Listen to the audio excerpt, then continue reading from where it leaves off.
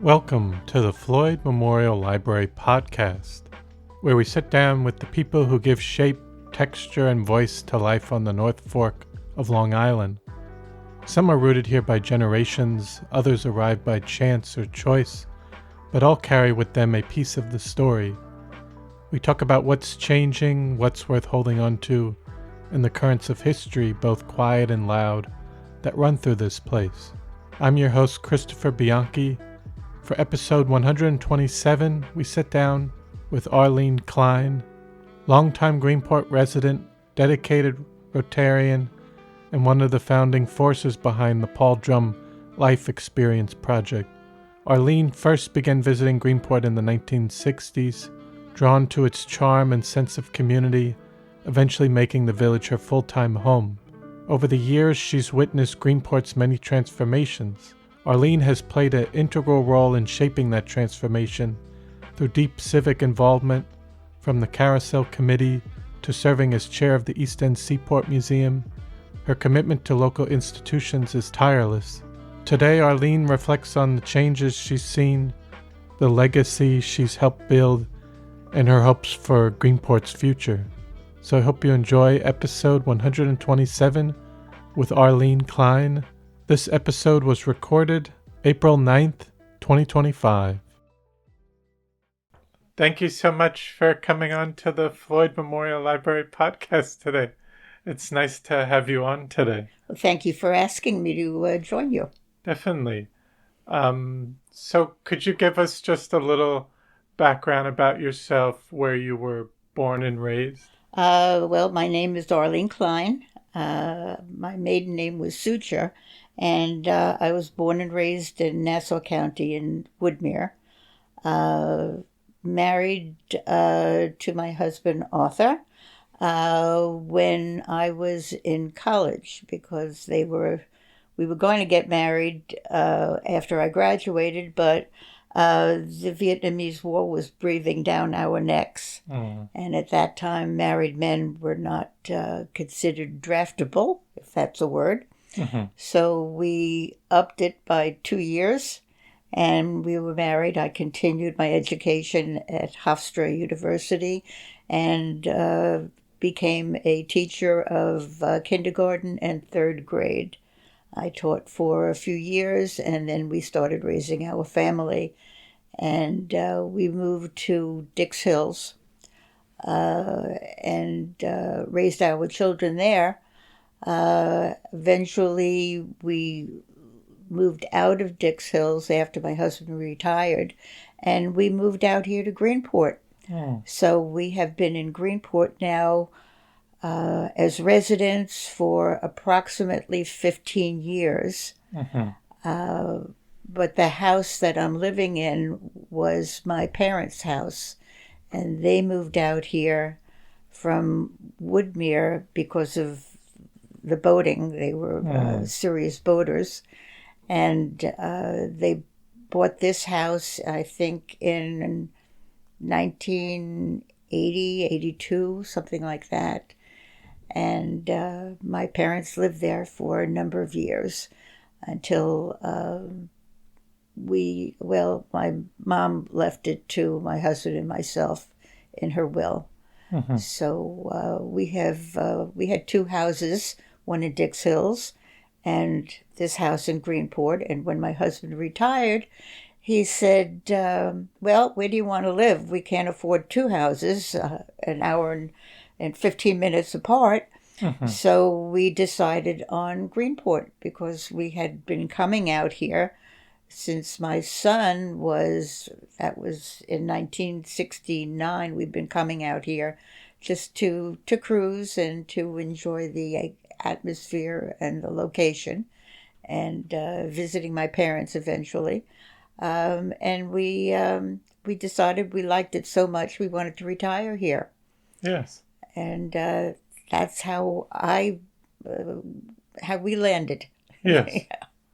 And I'm curious, because you've been coming out since the 60s, what did you think of the area initially? It was very different. It was actually more like the area my parents moved into back in the early 40s. They came from Brooklyn, and my mom said there's no way she is spending another day in that apartment in Brooklyn. She said to my father, go find me a house. So he and his two brother-in-laws came out to Long Island, to Woodmere, and they each bought a house within walking distance of each other. And so my parents moved out to Woodmere in the early 40s, and there was a chicken farm across the street, and it was very, very bucolic, very undeveloped. And Greenport, 40 years later, was still like that, was like what my parents had. And I know the stories that my parents had told me about living in a rural area. And I'm not a farmer, but I do love the atmosphere and the people and their more gentle ways. It's less hectic, and I enjoyed that very much. And that's what I found in Greenport. Well, yes and no. Is it better now that it's becoming a little more urban? There are good points and bad points, but I still love it out here. Yes. And when did you move out here full time? It was in the early 2000s. I guess it was 2009. Okay. It was full time, 2009, 2010. And I guess we can move into what you got involved in. Oh, dear. When you came out here full time. I don't know how to say no. I'm learning as I get older. But after a couple of years, my husband was retired, and he said one day to me, I think I'm going to get a job on board. So I said, no, you can't leave me. I don't want to. You're my playmate. We do things together. I mean, I love spending time with you. He said, yeah, but I can't handle this. I'm going to get a job. So he did. He got himself a job over at Bill Lieblin owns it. Oh, Port of Egypt. But thank you. So he got himself a job at Port of Egypt, where we had purchased one of our boats. And he loved working there. He was Artie the parts man, and he developed and he ran the whole parts department, which was quite busy. And I was left to my own devices. And one of the things that kind of bugged me when I was out, initially came out, was the fact that the carousel was so bland. And I just walked into Village Hall one day and said, what's going on with the carousel? And they said, well, they're having a meeting now if you want to go over and ask them, which I did. And as soon as I walked in, they said, why are you here? And I said, well, I have questions about the physical nature of the carousel. And they said, well, pull up a chair. You want to become a part of the committee? I said, okay. And so I have been a member of that Carousel Committee, which is a village sponsored committee. And in the interim, I also became involved with the Seaport Museum. And before I knew it, I was on the board of the Seaport Museum, eventually becoming secretary and then vice chair and then the chairman. And I, at that point in time, I started developing programs that were not initially produced by the museum, such as a senior, an adult lecture, an arts and culture program, and a children's program. So, and a children's touch room. So I got very busy with those things. Rotary came a few years later, and I'm drowning. And Wow. it's all fun, all fun. Yes. And also, you also got involved with the Paul Drum project. Well, that started, yeah. The Paul Drum, the way it exists now, it's the Paul Drum Life Experience Project. Initially, as I had mentioned, the Seaport Museum did not have any programs for children. And as they were chartered as a museum, and a museum, it's necessary to have educational programs. That was lacking. So I started the children's program, the Paul Drum Nautical Education Program at the Seaport Museum. The reason I named it after Paul Drum, is when I met Paul, he was such a shining light. He was just enthusiasm wrapped up in a body of a young man. And I needed money to start this children's program.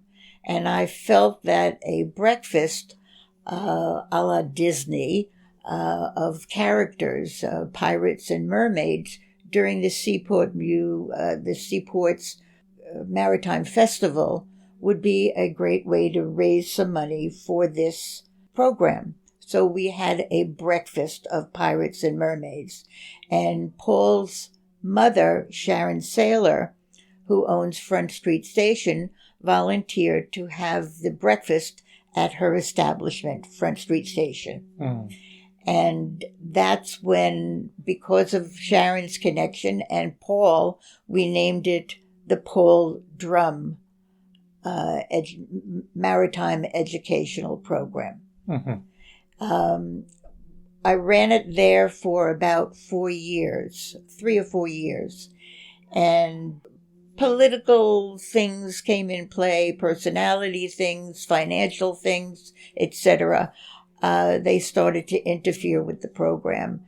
And I kind of outgrew that program. And Sharon said, well, let's become independent. So we moved with Sharon Saylor's right by my side. We took our finances that we had raised on a separate line item from the museum. We paid for everything for ourselves. The program was free for children, but it cost us. So we took it out of the museum, changed the name to the Paul Drum Life Experience Project, because now we were not tied to nautical themes. We could open the world to everything. And that's what we did. We opened up the field of learning for whatever children wanted to come, they were welcome. Any child between the ages of 6 and 12 could come to any one of our programs as long as they were registered. And we had programs that reached to every field you could imagine. We had goat yoga, we had American Sign Language, we had a magician, we had artists. We would come up with programs and then would find people to do those programs. And we are now in our 10th or 11th year of these free programs for children. And we still enjoy it. We still run the breakfast, and we get our funding. Nobody gets paid. No adults get paid. Everything is free. We work for free. But we do need the finances to run these programs and pay our educators. We do not teach the classes. We hire people, educators that are well versed in these subjects and are trained in whatever field we have them come in to teach. So we have to pay them, and then we pay for the snacks, etc. So we do have fundraisers, and the Pirates and Mermaid Breakfast is one of our big ones. Yes. So it's a great program, and the kids love it. Definitely. No, that sounds wonderful. And also, I was curious a little bit what you are involved in with the Rotary. The Rotary your is, job. It's them. My kids want to know why I do all of this work and don't get a salary. I said, this is volunteerism. This is, yeah. A friend of mine who lived across the street said to me early one morning, why don't you go over to Rotary? You would really enjoy it. I knew nothing about Rotary, and I knew nothing about Rotarians or what their philosophies were. I knew nothing. He said, come on, let's go over to Hellenic. I'll go with you, and at least you get a free breakfast. So I think that's what lured me to go there. A cozy little breakfast. So when I got there, I didn't know what to expect. But what I did find was a bunch of local people that were just generous souls. I never felt so welcome in a group as I did when I walked into that Rotary. Everybody greeted me. They had a kind word. They wanted to know who I was and why I was there. And I was still scratching my head as to why I was there. But the more I learned about the Rotary, the more I liked it. I liked what their philosophies. I liked their goodness. I liked their sincerity.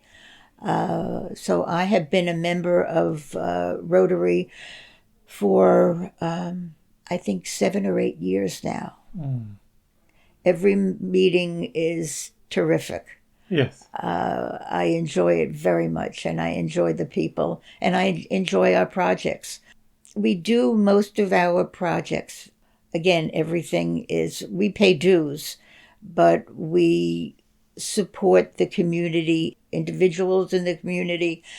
Internationally, we have programs that support international programs, but we're really committed to the local Greenport, East Marion, Orient residents. We help in dire situations. We add to the community. We have just completed a huge multi-year project with the mini train that is now set up on Moores Lane near the high school. And we keep doing. Yes. We just keep doing because it's a feel-good program. Yes. And I was just curious more so because I know you moved out here later, but when you were visiting in the 80s and 90s, I was curious what you thought of Greenport at that time, because people might talk about there being a transition later on into the late 90s. Yeah, there was a transition for me as a woman. The transition, I think, is divided between male and female. When a couple or individuals move out here from a populated area like Nassau County or Brooklyn or wherever they come from, it's a shock to the system. For a man, they don't need anything. Maybe a new pair of socks. They're very casual, very easy. Yes. A woman, not so much. We need stuff. And we don't have the opportunity to get stuff in Greenport. It used to be a full-service village. Not so much anymore. It seems to be gravitating more towards visitors and day trippers, people that still have homes west of here that they can go and get their supplies and then come back. Yes. But if you're living out here full time, it takes a little bit of getting used to. And then you say, well, you have a lot of stuff in Riverhead, but you start thinking about going to Riverhead, and you have to pack a lunch, make sure you have plenty of water and gasoline, and it's a whole day excursion to go to Riverhead, and you come home and you're exhausted because it's a million stops. You have to go to Costco or BJ's, and you have to go to the drugstore, and you have to go to the pet store, and then if you have time, you go to Tanger Mall, and then you stop and you get Chinese food, and then it's exhausting. But I found that Greenport it didn't have the services that most of us were used to. If we came from, as Greenport would say, up island. Yes. And maybe they would say, maybe more so in the 50s or 60s. They had everything here. Yeah. Everything. I've seen pictures and I've heard about the shoe store was here when we came in, Brandy's.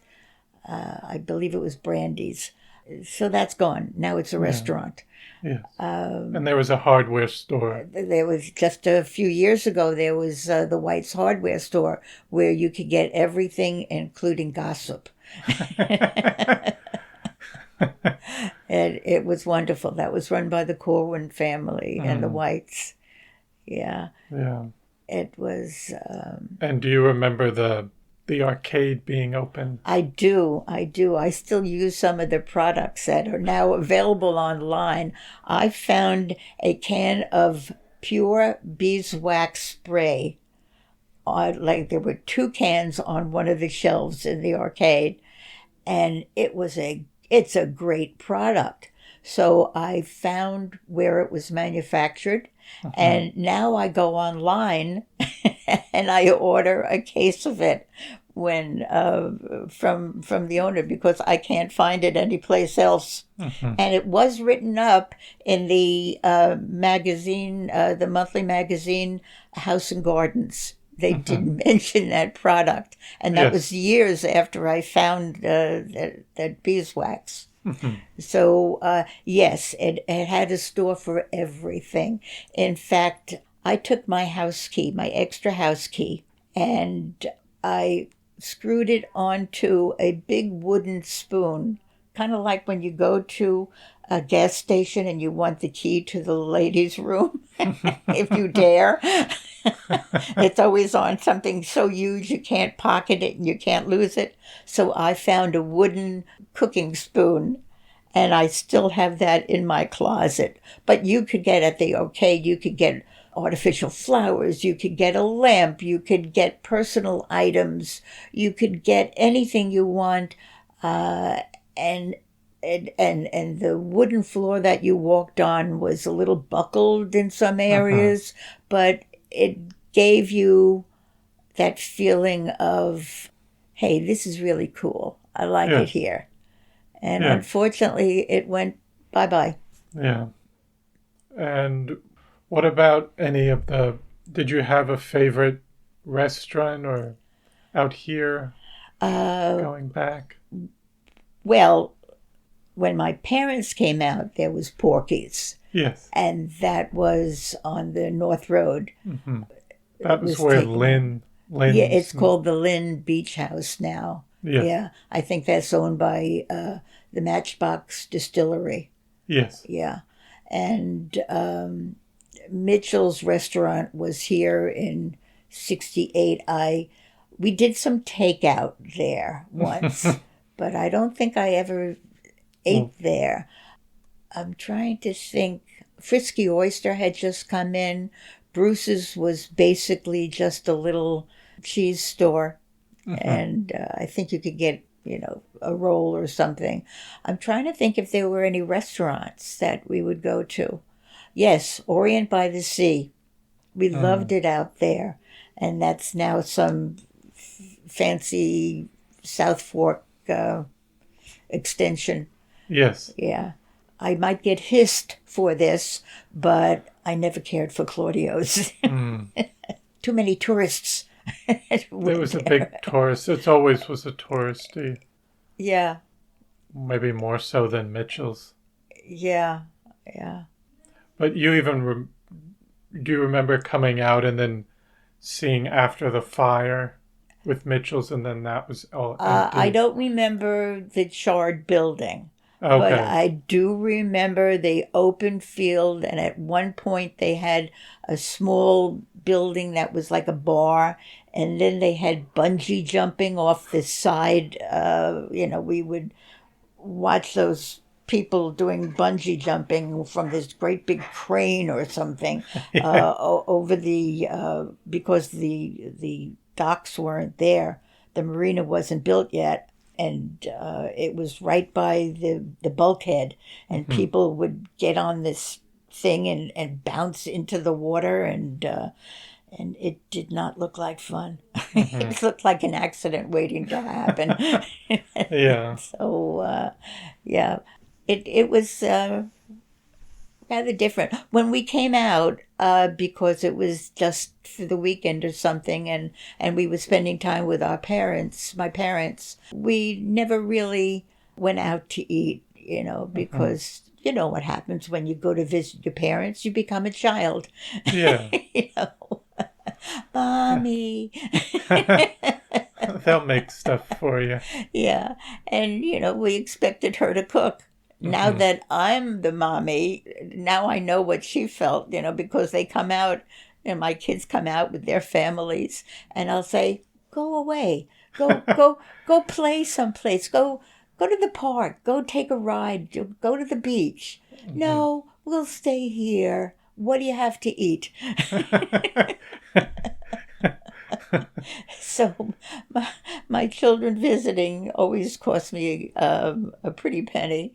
And then, of course, they come with their dogs. So when they all come, we have 4 different breeds of dogs running around. And they all have their distinct personalities. One is a lump. He doesn't do much of anything. There's a bulldog that wants to do stuff but runs out of steam after about a minute and a half.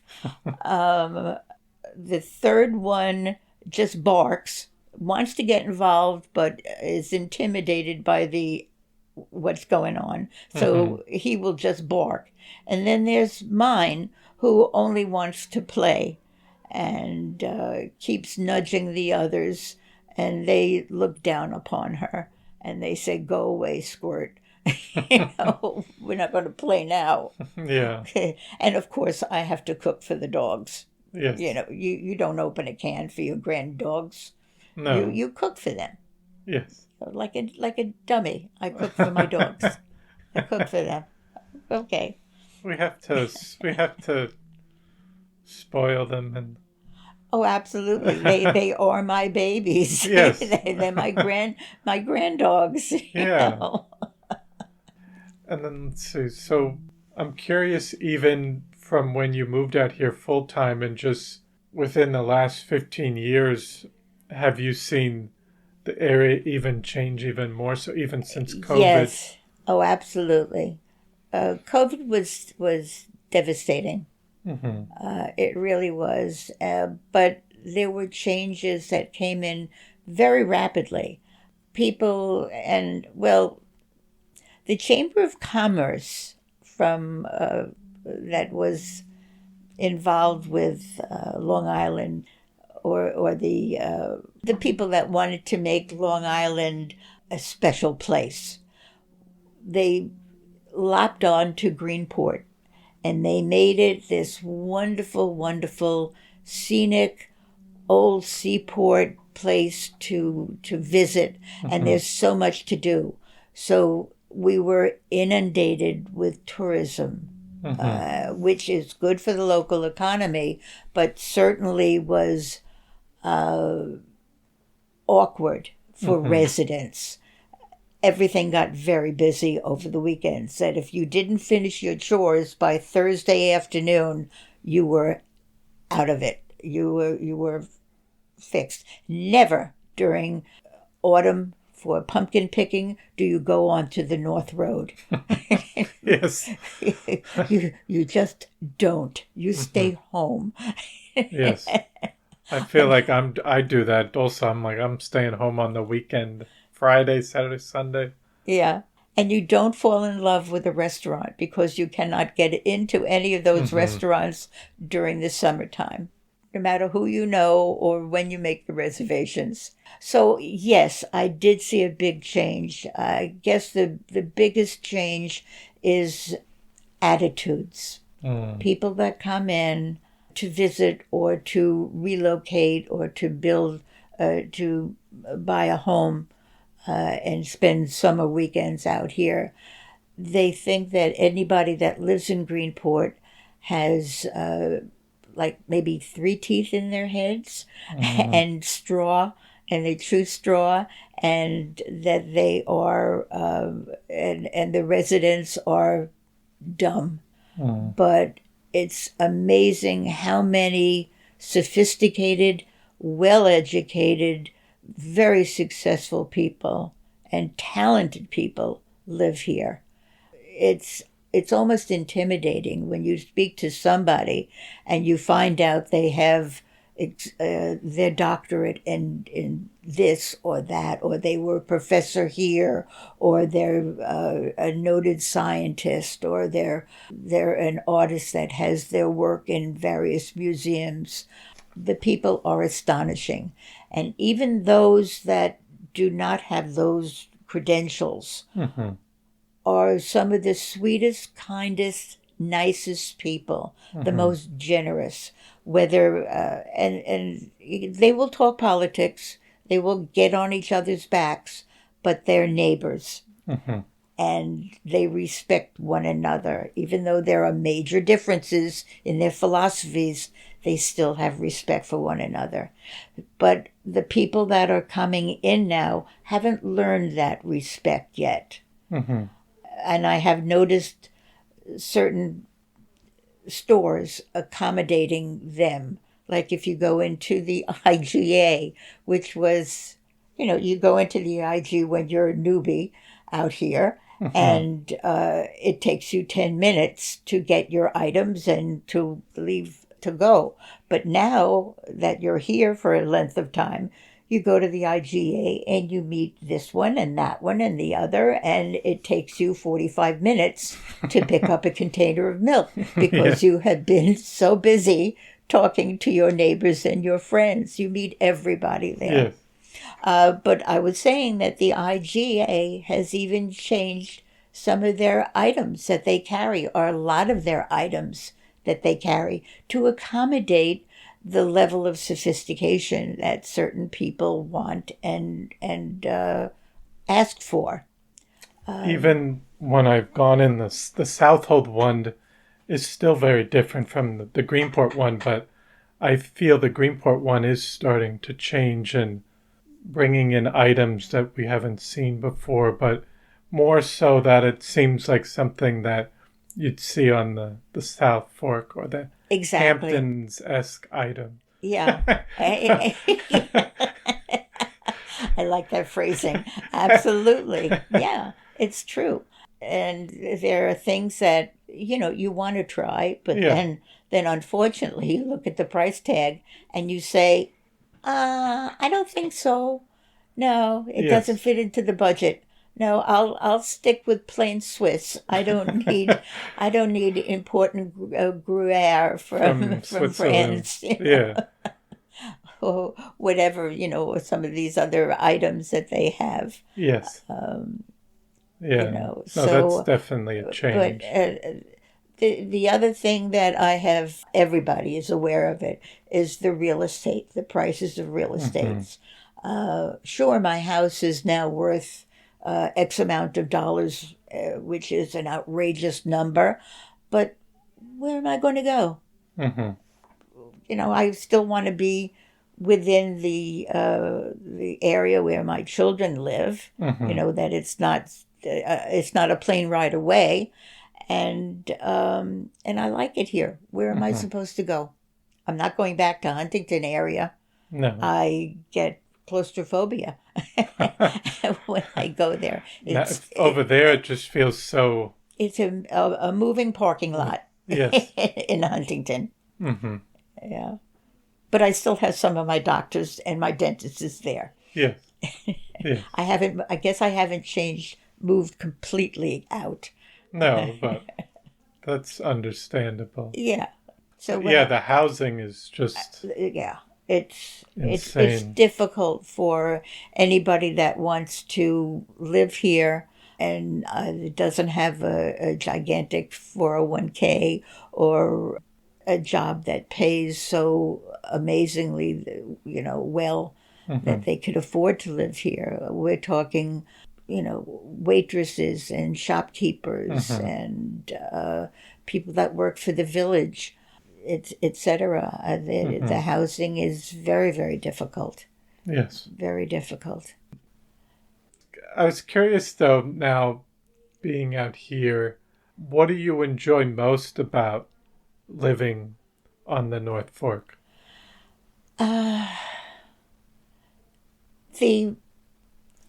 The serenity, the camaraderie, the fact that I could walk someplace or go into any shop or sit at Aldo's and have a cup of coffee or a meeting, and you see your neighbors, you see your friends, and you talk to them, and and everybody has a smile on their face when they meet you, and it's that warmth that I feel, and the fact that there are so many organizations, grassroots organizations, that are always reaching out to do good for the rest of the community.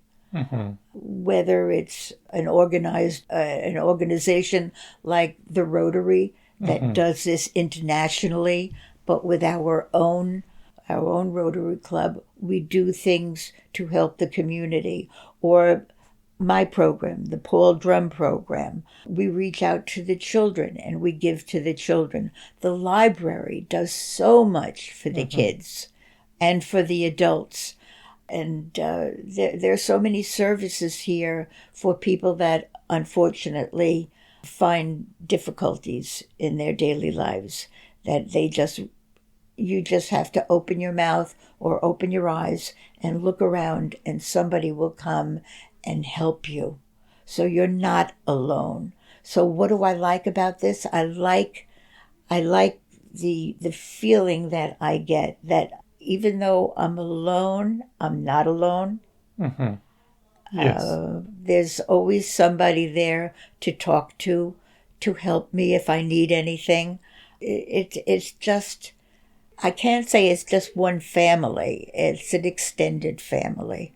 Yes, and over your time here, you've created quite a community and connected with a lot of local people as well through the organizations and the committees and everything. That's part of the joy of doing it. When I did live in the Huntington area, I felt isolated for a while until I became a member of the Public Arts Advisory Committee. And then I found a niche for myself. And it was hard to leave that.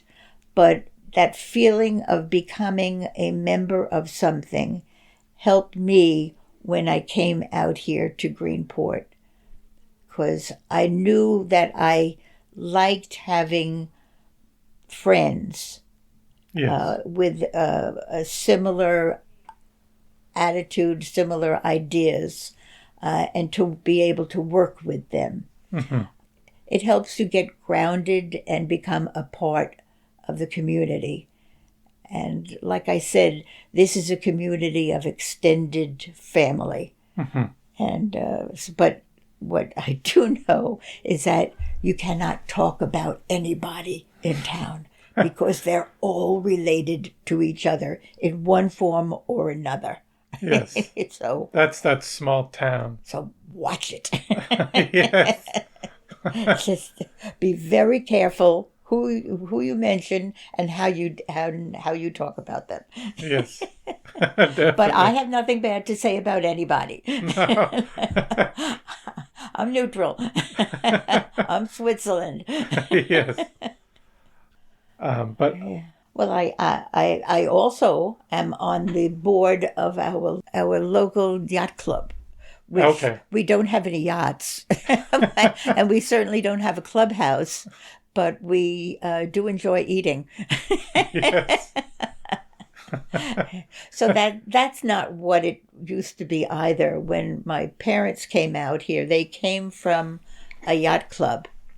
They were all, a whole bunch of them started coming out here. My parents used to cruise out here on their boat, and for a while they actually lived on their boat during the summer at Sterling Marina when Mrs. Muff was in charge of it. So they came from Woodmere, and from there it's about a 2-hour ride to Greenport. And I was in my house in Dix Hills, which is it's 45 minutes. So they used to stop at my house and make the kids crazy. My father would eat, I always had peanuts in the shells, raw peanuts, on the table. It's a snack for the kids. They had no allergies. And my father liked them. So he would get in there and eat the peanuts, leave the shells all over.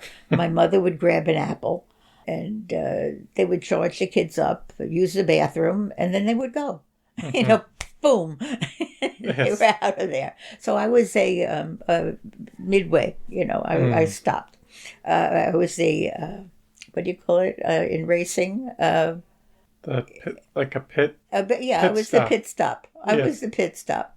And then they would come out here and live on the boat. So as that developed, a lot of the other people that my parents knew from their original yacht club in Lawrence on Long Island, they started coming out also. And then they started buying homes on Gull Pond because of the water, the advantage of having deep docks. And a lot of them were fishermen, so it was easy to get out into other areas. And they had a yacht club because they had yachts. They still, they had big boats, but they still had no community center. They had no clubhouse. But they did projects. They did things. They were fun things. They would have raft ups. They had dinghy races in Gull Pond and on the fishing tournaments. They were real yachtsmen. They would have predicted log races. This is way before radar came into play. Well, radar was around, but it was it wasn't as prevalent. And it was very expensive then to have radar on your boat. And then they cruised together. So they were always together and they did a lot. There were quite a number of people coming out. And like I said, they started buying houses and and after a while, they got older, much older, and they started becoming snowbirds and they sold their homes in Lawrence, and then they would go down to Florida. You know what happens. Yes. And that generation kind of moved on. They did leave some kids behind, to carry on. But in the last few years, we have resurrected that yacht club. And we have new people in. I'm on the board of that. And we try to recreate some of the things that they did, but the silly spirit that they had in my parents' generation. That's not there anymore. People take life a little too seriously sometimes, and you've got to play. Yes. You must play and act half your age. Yes. Yeah, because it's fun. Yeah. And it's fun.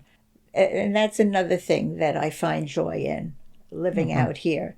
You can have fun, and you don't have to be a tottering old person. You know, you could be anything you want out here. If you want to be by yourself with solitude, you can do that quite easily. If you want to get involved, if you want to get half involved, you could do it. And definitely. Just don't have an attitude. Yes. Oh no, I was curious, was that community that your parents moved into, was that like a new housing development at that time in the... We started looking, my husband and I started looking for homes out here way before my parents even did. We were looking out here in like the 70s, and the whole area around Gull Pond, which is opposite the Hellenic restaurant and the golf course, they still had a lot of vacant properties. So there were a few homes that were built, I think, by the same builder, but everything else was individually built and managed. And now just about every plot is filled with one home or another. But it's a lovely group of people. It's very mixed, ethnically, and in any way you can, politically, ethically, religiously. It's very mixed. And it's a lovely community. It's nice to see the change of scenery, the change of seasons. You could see it in the boating. Winter comes and there's nothing out there except maybe one boat with a bubble system to keep the ice from forming around the hull. And then winter sets in and the canals might freeze, and you see the Canada ducks coming in and trying in a flock, and then they want to land on the water and they go skidding down because it's ice. And then spring comes, and a little bit warmer. If there's no ice, there's a couple of guys that come out and they start with their rakes, and they start looking for clams. So you watch the seasons through the water. And then spring comes and the drone of gardeners, and it comes. Yes. And the building starts, and the trees are limbed up. And then summer comes. And with it you hear the sound of children playing in the pools, in the in-ground pools, and guys leave early in the morning to go fishing. They come back a little bit on the beer side, like they have indulged. And then unfortunately some of them clean their fish, their catch, right there, and throw the waste into the canal, which we have forbidden. But the seagulls then come. Yes. And the ospreys come. Yes. So it's you could watch the whole world, the whole year go by just by standing and looking out at the pond. Yeah. So it's a lovely area. No, and then I think just lastly, I'd like to ask, what are your hopes for the future of Greenport and its community? What would be your hopes for the future of Greenport and its community down the line? I would like Greenport, the village of Greenport, to be more of a year-round village to support the residents. I would love to see, not a hardware store, there's one in Southhold, that's fine. I would like to see like a butcher shop or a shoemaker or a dry cleaner. Well, we have Hoppies, and there's another one in town. But I would like to see stores that people could go into because they need something. I want a real town. More essential stores Yes. and Yeah. not summer related. Right. I don't want another sweatshirt store or another lovely restaurant that residents cannot afford to go into because there's no way you could go out to eat and not drop $50 to $75. Yes. Easy. So that's just what I would like to see it become a viable town once, like it was once. When there was so much manufacturing out here. There was brick manufacturers and an underwear company manufacturing, and there were clothing stores for men and for women. There was a shoe store. It was a very viable, important village at one point. But I don't know if I wanted to see it go back to that. Yes. But I certainly would like it to be more year-round than it is now. Definitely. And as far as the community, I would love to see some of these open plots of land stay that way. Peconic Land Trust is doing a wonderful job. But and maybe a few less tourists on the weekends. Yes. Just or A little bit less. just a little bit, you know. Yeah, Yeah. definitely. And a few more people to volunteer at the fire department or I know that's a big commitment. It really is. And you have to be local and you have to be available. I understand all that. But those hardworking men and women are they're truly lifesavers. And I know they desperately need more volunteers. The company is aging out. Yes. And I would like to see more volunteers in other programs, like the Rotary. We need young people. Yes. We need different points of view for all of these different community programs.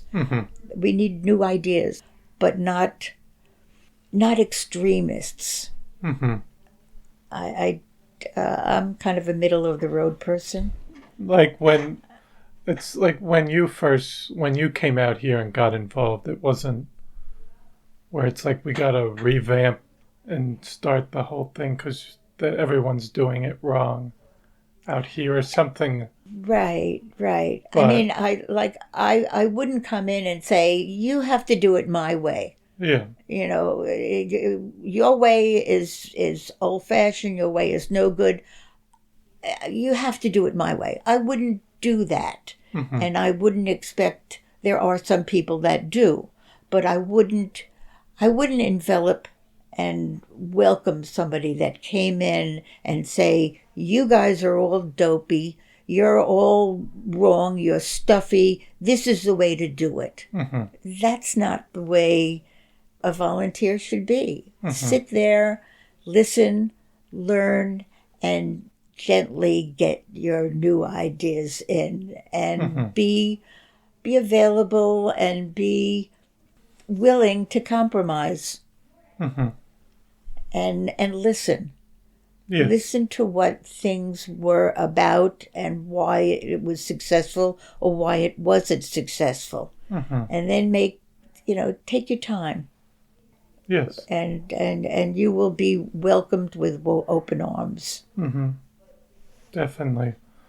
That's a good way of going about it and getting involved. Yeah. And try something. If you don't like it, so walk away. Yeah. No harm done. Yeah. At least you tried. It was like when you first started with the Carousel Committee and you're like, I'm game to get on and Yeah, Yeah. I didn't open my mouth for weeks, for months. And then when I did, wow. And then, I got involved with the Sterling Historical Yeah, Society. it's a great organization. Yes. Yeah. And yeah, like you said, I think we can use more younger people to volunteer. You're probably the youngest one there. Yeah. And they say, do you have a brother or sister? Maybe they Yeah. want to come in too. How about a friend? Yes. I'm just saying, was there anything else, any last minute thoughts that you might want to say, or anything we didn't discuss? I think we covered our bases. I do know that I'm involved in a lot of things, but I still haven't used a lot of, or most of the available, the things that are available to me. To be perfectly honest with you, I don't take advantage of what the library has to offer. I've come to some programs here. I've taken out some books, but I don't get, and I've had programs here over the years, but I don't take advantage of everything that they have to offer. And Greenport has a lot to offer. I think that's I was thinking about it the other day, as a matter of fact. I think somebody with time on their hands or an interest in their heart should have some type of a way of getting all of these local not-for-profit organizations and have them come together to see how we could each help each other. There are so many that you don't even know exist unless you read about them in the Suffolk Times, or you have a friend that, I did that. I used the Heart Bus, the local bus system, and they do this, that, and the other. I didn't know about that. But all of these different organizations that are here, and they each have their own specialties. They have their own group of people. But if we all come together at some type of a meeting or an organization, an umbrella organization for all of these other organizations, to discuss how, let's say, my children's program could help some other group, or get even some of the residents from Peconic Landing to become involved, or how Peconic Landing itself, because they're a wonderful organization, they're always giving back to the community, how they could help these other local communities, the projects. Yes. No, and that would be important. Yeah, I think that would be kind of special.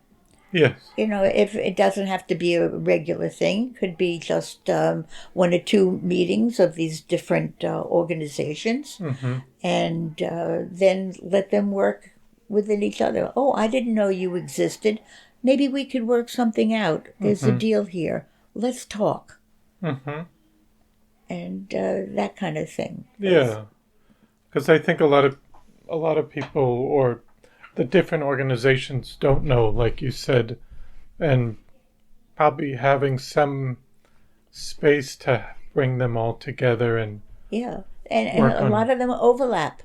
Yes, and I think that's good, because you can talk about in the past whether these two organizations didn't get along as well, but I think we need to come together more as a community now, more than ever. Yeah. Yeah. Because we're all vying for the same volunteers, and that doesn't make for pleasantries sometimes. Yes. If you're fighting over one person, that person will feel like a king or queen, but it's not good generally. I mean, and then there are other programs that are supported by Southold Township, or the village, Greenport Village, for older citizens, for senior citizens, or for young people, children. Greenport has its own day camp. And there's programs here during the summer for children, and we have programs for kids. We're just once a week, but we could all work together so we don't overlap. So I think there would be a strength in that, but I'm not ready to take on. But I'll become a member. yes, but I don't want to organize the whole thing. No. I don't want to be on the board. But I guess lastly, if you wanted to just say for people that might be listening, for how they might be able to get involved with your project with the Paul Drum, or either to help out. All right. Well, the Paul Drum program, it's a life experience project. And I mentioned that we introduce kids to programs and themes that they haven't had an opportunity to explore, either independently through home or through the school. For example, we took the kids to the electric plant, the Greenport electric plant, one year. And it was so well received that even adults wanted to stay and learn about it. So this is something that they see the building, they go by it all the time, but they don't know what it is. And you turn on a light switch and you've got, oh, look at that. We have lights. Where does that come from? So we were able to bring it over there and bring the kids over there, and they learned a lot. So to become involved in that program, you could either look on our website, which is pauldrumlifeexperienceproject.com. We never change it to .org. Or connect with me, or come on, starting the week after July 4th, come on Wednesdays to Front Street Station. You could see some of the classes in progress. We only meet on Wednesdays in the morning, Thursdays, pardon me. And or just stop in at Front Street Station and speak to Sharon. And she will give you a schedule of when, maybe a written schedule, or talk to you about it. She can call me and I can come over and talk with you. So you can become involved in that. Rotary, come to the Hellenic every Tuesday morning at 8 o'clock. We have our meetings. Yes, it's early, but it's over by 9. And then you get to do all of your errands and you're home by 1 o'clock. It's great. Yes. And there's breakfast. The Carousel Committee, if you want to become involved in that, that's a village committee. Just go over to Village Hall and tell them that you would like to go to one of the meetings. We meet once a month on the first Tuesday of every month. If you want to enjoy our Gold Pond Yacht Club, you kind of have to live around there. Yes. So, yeah. But if you want to just get involved in anything, just open the newspaper and the local newspaper and see what's going on. Or you could go to the village website, the Greenport Village, or Southold website. Yes. The Southold Town website. And the door is open for everybody. Absolutely. No, but I want to thank you so much for taking the time to come on today and share your story and all the wonderful work you've done in the community and continue to do in your volunteering work. Well, thank you very much for asking me. I was a little startled. I didn't know what I had to offer, but after talking with you for what seemed like forever. It has been an absolute pleasure, and you made me do some thinking, which I don't do that much anymore. Oh. I'm on. I go by rote. I put myself on automatic. Nice. No, but definitely. Thank you so much. It has been great fun. Thank you. Yeah. Thank you for having me. Well, I hope you enjoyed episode 127 with Arlene Klein. I want to thank you for listening to the Floyd Memorial Library podcast, and we'll see you next time.